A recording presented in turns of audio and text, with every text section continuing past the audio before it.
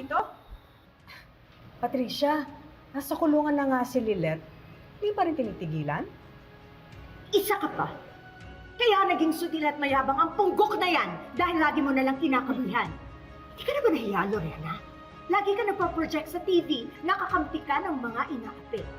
Pero anong ginawa mo? Nagbalaki ka ng isang anak na rapist at nagalaga ka pa ng isang killer! Yung bibig mo, puro basura talaga ang lumalabas, no? Kaya ang dapat yan sa bunganga na yan, sinusungal mo! Tawan mo ako! Tawan mo ano? Tawan mo ako!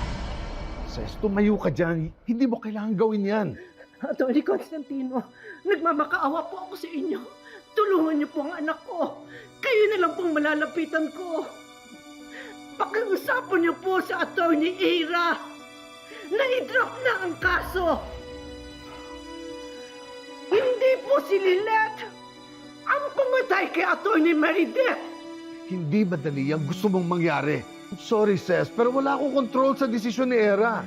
And I don't want to use my authority dahil baka ma-question ang professional ethics ko. Atty. Constantino.